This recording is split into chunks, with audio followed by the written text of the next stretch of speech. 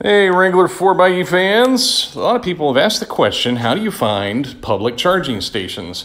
I have a folder just dedicated to the Jeep, and inside that folder, I use the app called PlugShare.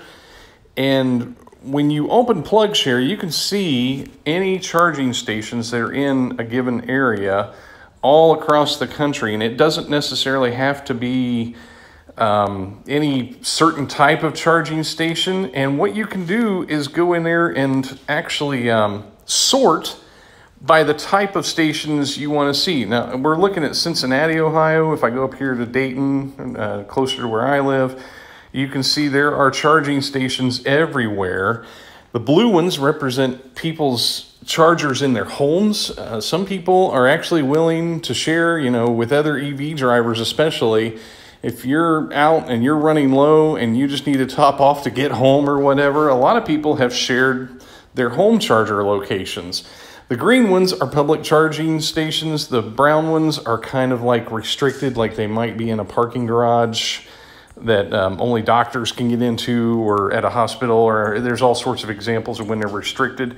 The little gear comes on there when one is not working right and somebody has reported it. And this is all open source, basically. Anybody can add or change or edit charging stations on here. Now, if you're looking at this and you say, wow, I don't want to see all the chargers, I only want to see the ones that will work with the Wrangler 4xe. Well, they have this great sort function. If you go and hit the thing that looks kind of like a water tower with the top cut off down the bottom right-hand corner, you can go in here and sort the charging stations. And if you say, hey, I'm just not comfortable going to somebody's home, I'll turn that off. If you don't really want to see the in-use locations, now that can be questionable because not all chargers report when they're being used, only ones that are part of a network.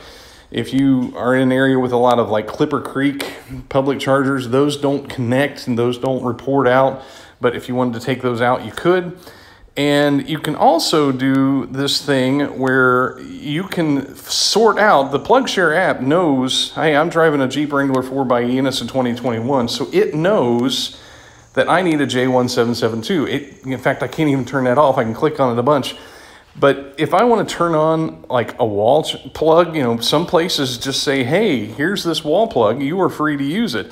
If you don't want to see the Tesla superchargers, if you don't want to see the CCS and the CHAdeMO and the Tesla, if you don't want to see all of those, you can take those out.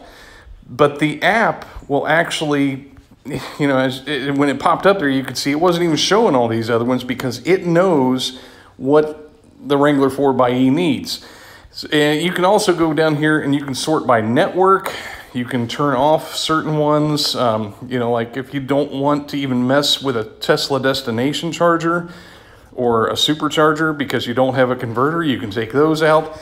And then when you go back and look at your map, you can see since I turned off the homes, it took all the home chargers out and it has put in just the ones that are only compatible to the Wrangler 4xe. Now, let's say you're driving and I want to go hit this one. That's at McCluskey Chevrolet down there in Cincinnati. If I hit information, I can go down here and I can hit the map and I can actually hit get directions and it'll ask me, do you want to do that in Apple Maps, Google Maps, or whatever? It'll take me over there to that screen and I can start navigation and know exactly how far I need Head to south go on to get Crestway there. Drive toward Luckman and it'll Court. give me all my directions and everything to get there. So just a lot of little handy things in the PlugShare app that can help you get to a charger, especially if you're like on vacation, you're in an area where you don't know where chargers are or anything. Another nice thing in this, you can go down where other people have done check-ins, and I do recommend doing check-ins to help other drivers. You can see, oh, well, it was broke the last 6 times people tried to charge. I better not go to that one. So you can, and if you go into the ones that are restricted, you can find out why they are restricted, whether they're in a parking lot that people can't get to or whatever.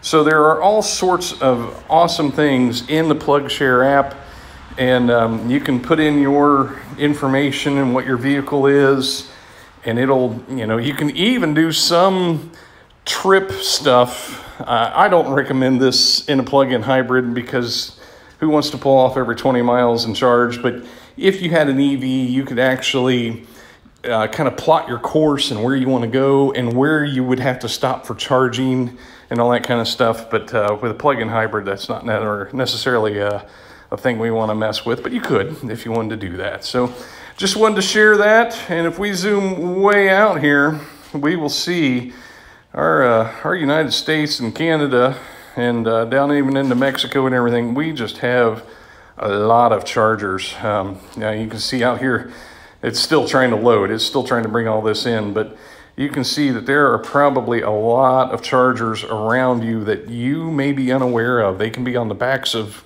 office buildings. They can be, I saw one when we were in Wyoming that was kind of like in the weirdest place, off kind of not near anything, and it was kind of difficult to find. But the other nice thing is, if somebody's been there before, nope, somebody didn't put a picture in on that one. But if you come into some of these, you can find where people have put in pictures, so you can at least find them. If you're not queuing in to where the charger is located, other people will upload pictures and then kind of help you find those if you're in a weird place where you just can't get your eyeballs on it. So just wanted to share that, the advantages of the PlugShare app and how handy that could be, and thanks for watching.